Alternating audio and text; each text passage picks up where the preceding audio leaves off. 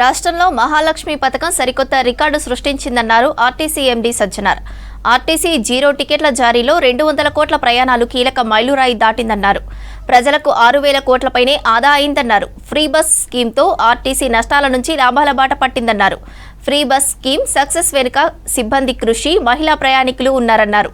దసరా నాటికి సిటీలో మరికొన్ని కొత్త బస్సులు అందుబాటులోకి వస్తాయంటున్న ఆర్టీసీ ఎండీ సజ్జనార్తో హరిత ఫేస్ టు ఫేస్. కాంగ్రెస్ ప్రభుత్వం అధికారంలోకి వచ్చాక మహిళల కోసం ప్రత్యేకంగా ఉచిత బస్సు స్కీమ్ మహాలక్ష్మిని ప్రవేశపెట్టారు. మరి ఇప్పుడు సరికొత్తగా మహాలక్ష్మి ఫ్రీ బస్ స్కీమ్ కొత్త మైలురాయిని సాధించింది.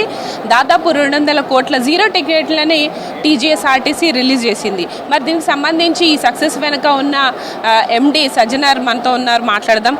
సార్ చెప్పండి, ముందుగా మీకు కంగ్రాచులేషన్స్. 200 కోట్ల జీరో టికెట్స్ ఇష్యూ అయ్యాయి. ఇంత సరికొత్త రికార్డ్ని క్రియేట్ చేయడం వెనుక మీ కృషి కావచ్చు, మీ సిబ్బంది కృషి ఎలా ఉంది? ముఖ్యంగా మన సిబ్బంది అందరూ కూడా నేను పేరు అభినందించాలి. ఎందుకంటే చాలా పని భారం ఎక్కువ కావడం జరిగింది ఈ స్కీమ్ ఇంప్లిమెంటేషన్ వల్ల. ముఖ్యంగా మన డ్రైవర్స్ కావచ్చు, కండక్టర్స్ కావచ్చు, డిపో మైనర్స్ అందరూ కూడా వాళ్ళందరూ ఒక కృషి వల్లనే ఈ ఒక స్కీము సక్సెస్ఫుల్ అయిందని చెప్పడానికి నాకు చాలా సంతోషంగా, గర్వంగా అనిపిస్తుంది. అదేవిధంగా ఈ స్కీమ్ లాంచ్ చేసేందుకు నా తరఫు నుంచి, యాజమాన్య తరఫు నుంచి, సిబ్బంది తరఫున కూడా తెలంగాణ రాష్ట్ర ప్రభుత్వానికి, ముఖ్యంగా మన గవర్నర్ అయిన ముఖ్యమంత్రి శ్రీ రేవంత్ రెడ్డి గారికి, డిప్యూటీ సీఎం భట్టి గారికి, మన minister for transport and BC welfare Ponnam Prabhakar గారికి అందరూ కూడా నేను పేరుగా ధన్యవాదాలు తెలుపుతున్నాను. ఎందుకంటే వాళ్ళ వల్లనే ఈ స్కీమ్ లాంచ్ కావడం జరిగింది. ఇది ఒక ప్రజా రవాణా వ్యవస్థకే ఒక మేలు జరిగిందని చెప్పుకోవడానికి నాకు చాలా సంతోషం అనిపిస్తుంది. దానివల్ల కూడా మన సిబ్బంది ఒక చాలా సంవత్సరం ఉన్న సమస్యలు పరిష్కారం కావడం జరిగింది. దీని ఒక స్కీమ్ వెనుక మన chief secretary Shri Ramakrishna Rao sir, అదేవిధంగా మన special chief secretary Vikasraj sir, అదేవిధంగా మన finance secretary Sandeep Sultania sir, అప్పుడు ఉన్న ట్రాన్స్పోర్ట్ సెక్రటరీ శ్రీనివాసరాజు గారు కృషి బాగా ఎక్కువ ఉంది. వాళ్ళందరూ కూడా నేను పేరుగా ధన్యవాదాలు తెలుపుతున్నాను. అంటే ఈ స్కీమ్ స్టార్ట్ అవుతుంది అన్నప్పుడు ఎలా ఉంటుంది అనేది చాలా మందికి క్వశ్చన్ ఉండే, అసలు పథకం ఉంటుందా, మధ్యలో తీసేస్తారన్న విమర్శలు కూడా వచ్చాయి. దీని గురించి ఏం చెప్తారు? అంతే సక్సెస్ఫుల్ ఇంప్లిమెంట్ అవుతుందా లేదనేది చాలా మనకు విమర్శలు వచ్చినా నాకు మాత్రం చాలా విశ్వాసం ఉంది. ఎందుకంటే నేను గత 1.5 సంవత్సరం నుంచి మా సిబ్బందిని చూశాను. వాళ్ళు డెఫినెట్లీ స్కీమ్ని సక్సెస్ఫుల్గా ఇంప్లిమెంట్ చేస్తారని చెప్పి చాలా విశ్వాసం ఉంది.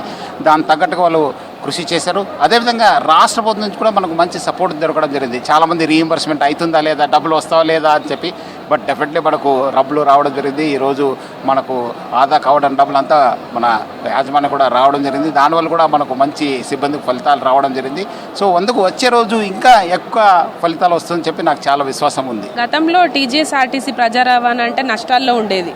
దాదాపు 67% ఆక్యుపెన్సీతో నడిచిన ఆర్టీసీ ఆఫ్టర్ మహాలక్ష్మి తర్వాత ఎట్లా ఉంది సార్? ఆల్మోస్ట్ దాదాపు 100% దాకా పెరిగింది. మన రెవెన్యూ పెరగడం జరిగింది, క్యాష్ ఫ్లోస్ ఇంక్రీజ్ కావడం జరిగింది, సిబ్బంది ఒక సమస్య కూడా మనకు పరిష్కారం కావడం జరిగింది.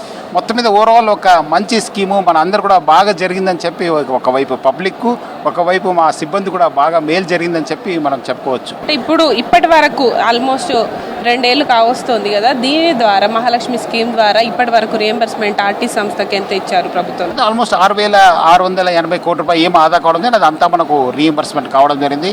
కొంచెం అటు ఇటు అయినా గవర్నమెంట్ మనకు రీఎంబర్స్మెంట్ కావడం జరుగుతుంది. నెలకు డెఫినెట్లీ 325 crores ఇవ్వడం జరుగుతుంది.